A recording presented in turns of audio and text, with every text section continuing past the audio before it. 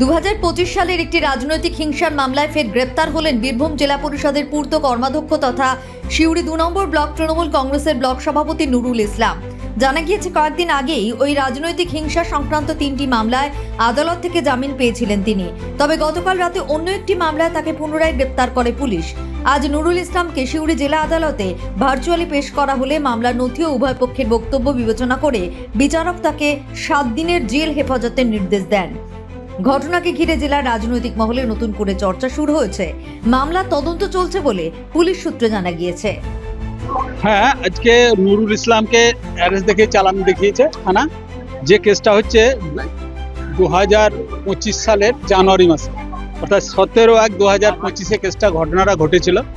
ঘটনাটা হচ্ছে বাদী জানাচ্ছে যে তাকে রাত্রিবেলায় সে যখন বাড়ি ফিরছিল তখন তাকে চেজ করে এবং বম ছুটতে ছুটতে তার বাড়ি পর্যন্ত যায়। এই হচ্ছে ঘটনা। এই ঘটনার পরিপ্রেক্ষিতে পুলিশ সিউড়ি থানার পুলিশ কেস রুজু করে, যার নাম্বার হচ্ছে 41/2025 ডেটেড 18/1/25। সেই কেসে গতকালকে নুরুল ইসলাম নামে এক ব্যক্তিকে সিউড়ি থানা অ্যারেস্ট করে এবং আজকে সিউড়ি কোর্টে চালান দেয়। এর বেল পিটিশন হয়, হ্যাঁ কোর্টে আনা হয়েছিল, মানে হাজতে রয়েছে। এখানে ডাইরেক্ট কোর্টে প্রোডাকশন করা হয়নি, হাজতখানা পর্যন্ত আছে, হাজতখানায় নিয়ে আসা হয়েছে। সেই কেসে আজকে বেল পিটিশন করা হয়েছিল, বেল রিজেক্ট হয়েছে এবং তাকে জেল কাস্টাডিতে দিয়েছে। সিডি কলফার করেছে 20/7/2026 আর প্রোডাকশন ডেট দিয়েছে 27/7/2026। ধারাগুলো দিয়েছে, সব ধারায় আছে magistrate trial, only for one হচ্ছে 109, যেটা সেটা হচ্ছে জজ কোর্ট মানে সেশন ট্রায়াল। সেকশন আছে 109, 101, 115(2), 117(2), 126(2) এবং 9(b)(2) আইয়া। এই হচ্ছে এর বিরুদ্ধে অভিযোগ, এর নেতৃত্বে না হলে ঘটনাটা ঘটেছে। এই হচ্ছে অভিযোগ। নুরুল ইসলামের পরিচয় কি? নুরুল ইসলাম পরিচয় হচ্ছে উনি ছিলেন টিএমসির ব্লক সভাপতি ছিলেন। কি অভিযোগ? অভিযোগটা ছিল 2025 সালের। নুরুল ইসলাম তার তৃণমূল কংগ্রেসের প্রভাব খাটিয়ে অ্যারেস্ট হয়নি, আমাকে বোম্বিং করেছিল, আমাকে লক্ষ্য করে বোম্বিং করা হয়।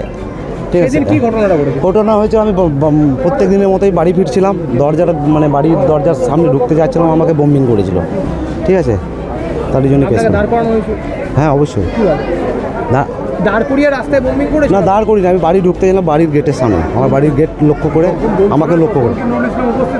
অবশ্যই ছিল, আমি অন্ধকারে তো বুঝতে পারিনি, তবে ওনার নেতৃত্বে হয়েছে। এবং আমি 2025-এর 17 তারিখে জানুয়ারি মাসের, হ্যাঁ ওই দিনে আমি অনেক কিছু করেছিলাম, কিন্তু কোনোভাবে অ্যারেস্ট করাতে পারিনি। না, পুলিশ ব্যবস্থা নেয়নি। ও তো একজন নেতা ছিল দলের প্রভাব খাটিয়ে। হ্যাঁ, আপনি কি কতজনের নামে অভিযোগ করেছিলেন?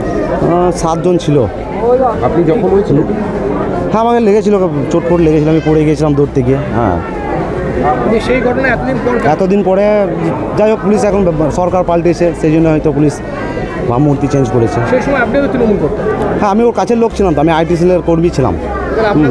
আমাকে বলতে গেলে আমি ওর খারাপ যত নোংরামি কাজ করতাম, মানুষের সাথে হিংসা, বিবাদ, মিথ্যা কেস, চুরি ডাকাতি, আমি প্রতিবাদ করতাম যে এসবগুলো আপনার করা যাবে না। সেই জন্য আমাকে বিভিন্ন রকম ইলজাম দিয়ে আমার একবার মোবাইল ভেঙে দেওয়া হয়।